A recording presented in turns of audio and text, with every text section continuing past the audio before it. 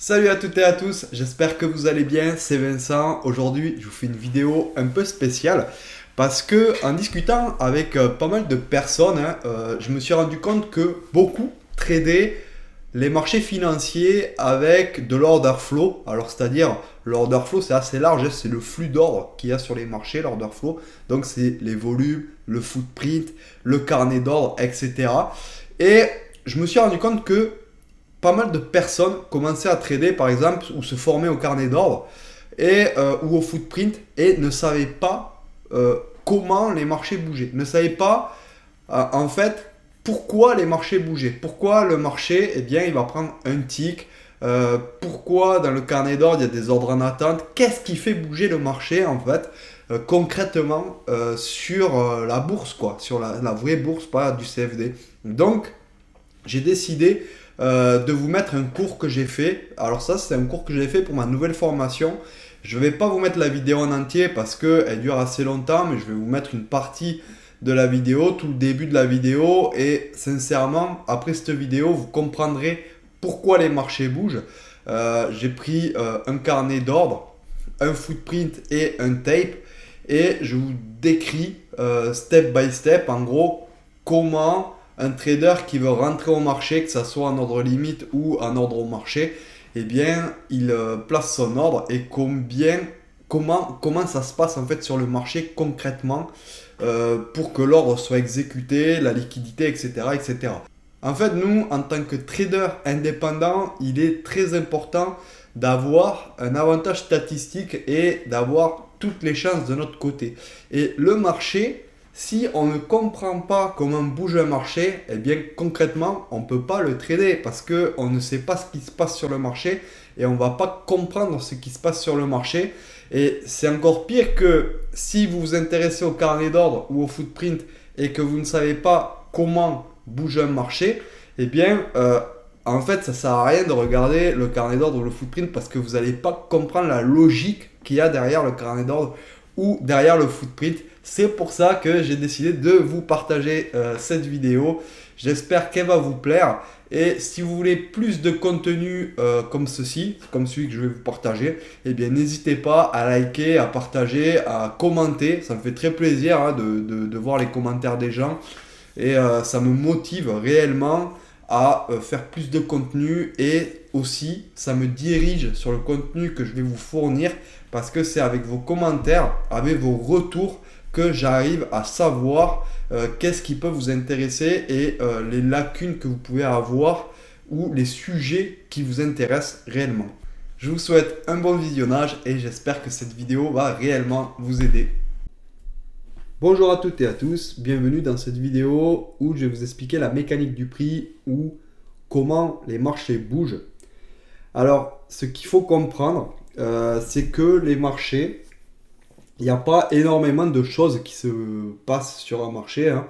Il y a des achats au marché, des ventes au marché, des achats en ordre limite et des ventes en ordre limite. Voilà, c'est à peu près tout ce qui peut se passer sur un marché. Après, avec les ordres limites et les ordres au marché, eh bien, il y a des stratégies qui sont faites par les institutionnels. Voilà, ça c'est différentes choses, hein. C'est un niveau un peu plus poussé. Mais si on veut essayer de comprendre ces stratégies, comme par exemple quand un institutionnel va chercher de la liquidité ou qui veut essayer de pousser un marché ou du spoofing, etc., il faut comprendre comment un marché bouge. Voilà, il faut comprendre la base. Donc, c'est pour ça que je vous fais cette vidéo. C'est vraiment pour intégrer les bases. Ça, c'est vraiment très important parce qu'une fois que vous aurez intégré ces bases, vous n'aurez même plus à réfléchir parce que vous aurez compris comment un marché bouge. J'ai fait une présentation précédemment, ce module. Toutes les vidéos qu'il y a dans ce module qui sont précédentes à cette vidéo sont faites pour que vous ayez le minimum requis pour comprendre cette vidéo. Donc c'est assez important que vous ayez vu ces vidéos. Présentation du DOM, du tape, du footprint simple. Voilà, il faut les voir parce que je ne vais pas y revenir dans cette vidéo. Alors, j'ai pris des exemples de traders qui vont trader des lots et je vais vous montrer comment ça se traduit sur un DOM, comment ça s'affiche, qu'est-ce que ça fait sur le prix, sur un tape, sur un footprint. Et comme ça, vous allez comprendre comment un marché bouge et vous allez comprendre la mécanique du prix. Alors, on va commencer par Juan. Juan qui est un trader et lui, il veut trader 14 lots à l'achat. Voilà, il veut trader 14 lots à l'achat. Donc du coup, il va devoir prendre son panel. Ça, c'est le panel Sierra Chart, hein. Moi, je prends Sierra Chart, mais c'est quasiment pareil sur tous les, sur tous les plateformes de trading, hein, que ce soit Ninja, Titi, Atas. Ça se ressemble, hein. C'est à peu près la même ergonomie. Alors là, Juan, lui, s'il veut trader 14 lots, il va falloir qu'il paramètre ses lots. Là, il y a 1, 2, 3, 4. Là, c'est paramétré sur 4. Ben, lui, il va falloir qu'il paramètre sur 14 pour pouvoir placer 14 lots. Une fois qu'il a mis ses paramètres sur 14, hein, et quand il clique, ça lui rendre 14 lots, eh bien, il a deux solutions. Soit il va pouvoir cliquer ici sur cette partie bleue et ça va lui rentrer ses 14 lots, ça va essayer de lui rentrer ses 14 lots. Soit il appuie sur Buy Market, ici. Buy Market, et là, il sera exécuté. Il va dire à son clearer, je vais être exécuté de 14 lots à l'achat. Donc lui, voilà, il a paramétré ses 14 lots, il appuie sur Buy Market, c'est parti dans les flux à son clearer, et le clearer transmet à la bourse comme quoi Juan veut rentrer 14 lots à l'achat. Qu'est-ce qui va se passer maintenant sur le marché concrètement? Eh bien là, ici, on voit qu'il y a 7 lots en attente. Alors Juan, en fait, ce qu'il faut bien comprendre, c'est qu'ici, il y a la liquidité. C'est ça la liquidité en fait. C'est les ordres en attente. Si Juan, lui, il veut pouvoir placer 14 lots au marché, mais qui veut être payé en fait de ces 14 lots. Parce que si Juan, par exemple, il met 14 lots à l'achat, qui gagne 3-4 ticks à l'achat, ben, il va falloir que il encaisse son argent à un moment donné.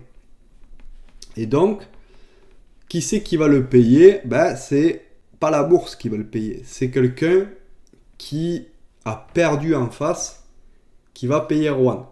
Si Juan gagne son trade à l'achat.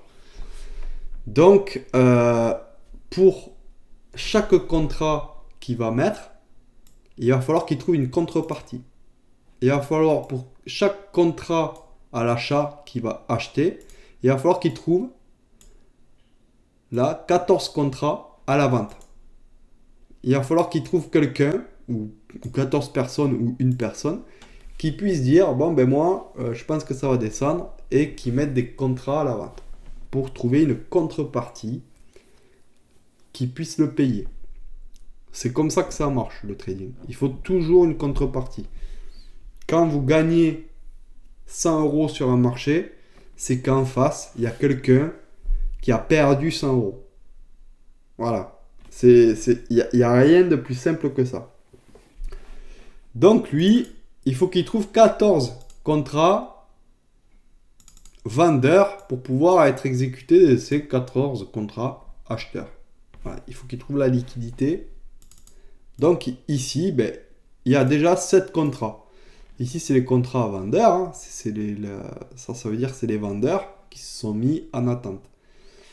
Il va aller prendre ces 7 contrats. Hop, il prend les 7 contrats. Et ici, voilà, il n'y a plus assez de liquidité. Donc, il va être exécuté de 7 contrats. Et le prix va upticker. Hop, le prix uptick. Hop. Voilà, le prix va monter. Voilà, il va monter là. Là, il a été exécuté de 7 contrats. Ici, du coup, ben, il va apparaître dans le tape, le time and say, il va apparaître 7 lots à 894. Parce que là, il n'y avait que 7 lots à prendre. Donc, il n'y avait pas le choix, il a tout pris. Et ici, eh bien, ici, lui, il a acheté 7 lots. Donc, ça fait 22. Hop, ici, il y a 22 qui va s'afficher. Et le prix, vu qu'il a un petit ici, on va le faire un petit là aussi. Il est petit de partout. Hop. Et voilà, le prix il a uptické. Et là, il y a eu 22 lots à l'achat de plus. Et là, alors je vais faire copier-coller, pareil.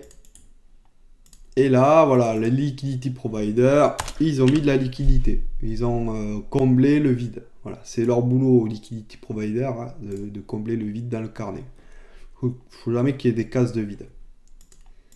À part exception, j'y reviendrai plus tard. Dans d'autres vidéos. Donc ici, ben lui, il a 7 lots qui sont passés. Voilà, il a acheté 7 lots, mais lui, qu'est-ce qu'il voulait? Il voulait en acheter 14, et il voulait pas en acheter 7. Donc, ici, vu qu'il a englobé 7, là, il y en a 5, ben, il va les prendre aussi, les 5. Voilà, 5, ça fait 12 lots en tout. Hein. Voilà, et ça va, vu qu'il n'y a plus de lots ici à aller chercher, ça va upticker. Hop, un uptick. Le prix monte. Voilà. Ici, les liquidity providers,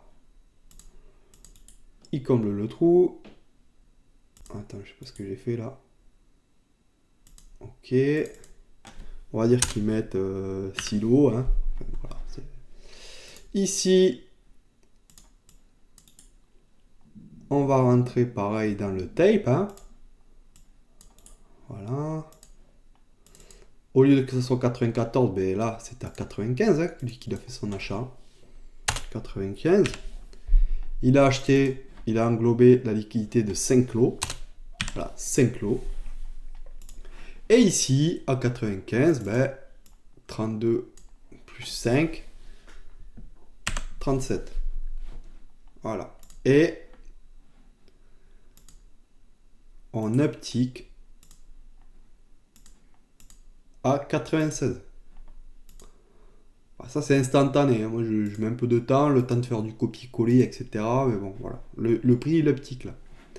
Et là, ben, lui, il a passé 12 lots. Voilà, il a passé 12 lots. Il y en reste 2. Donc, qu'est-ce qu'il va faire? Il va encore aller prendre 2 lots. Ben, ça, c'est automatique. Hein. Ça se fait, c'est votre clearer qui le fait. Hein. Hop, sur les 10 lots, il en prend que 2. Donc, ça fait 8. Ici, il y a 8 qui s'affichent, du coup. On ne ptique pas, parce qu'on n'a pas englobé toute la liquidité. Il reste encore 8 lots. Donc, ici,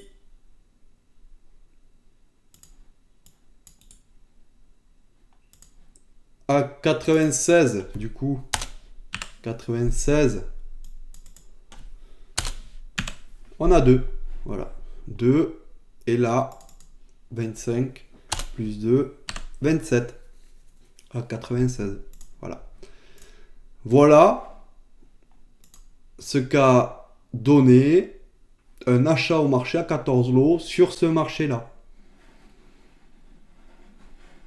Ça a fait bouger le prix de 2 ticks pour aller chercher la liquidité de 14 lots.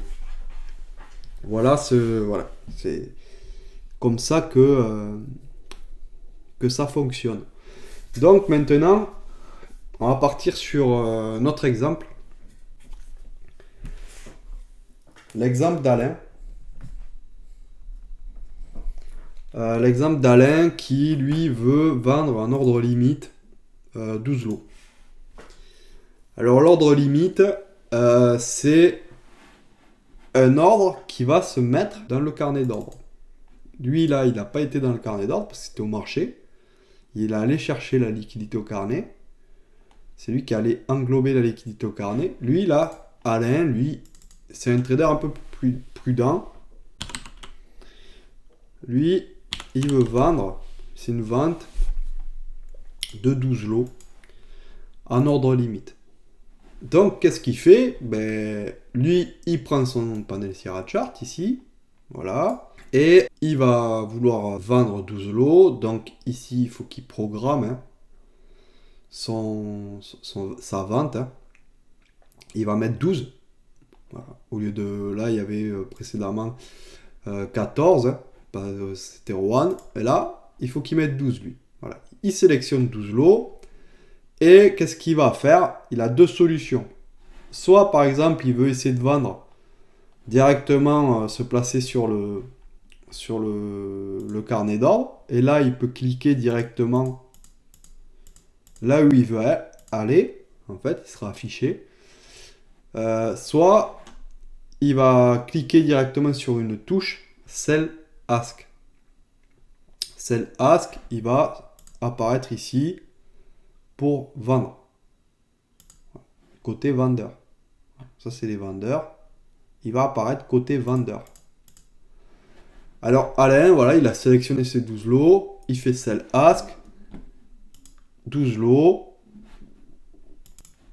Donc, ce qui nous fait 20. Voilà, ça va se rajouter, hein, parce que lui, en attente, il va arriver là, hop, 20. Parce que lui, il s'est mis un ordre limite à la vente. Donc, il va apparaître dans le carnet.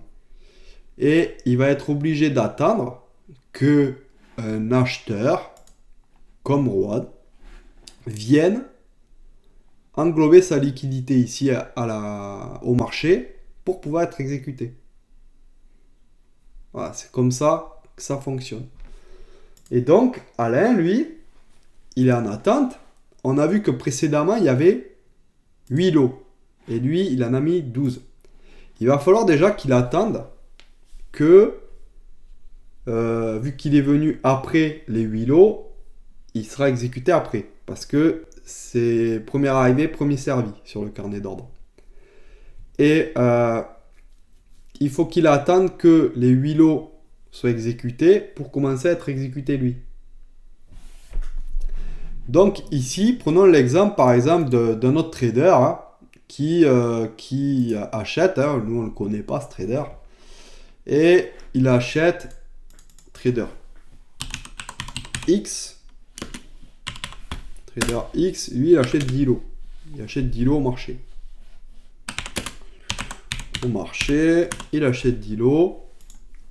Et il va englober 10 lots ici. À 96. Ben, qu'est-ce qui va se passer? Hop. Je descends juste ici dans le tape. Voilà. Hop, je fais un peu de place. Voilà, il va à 96, 896.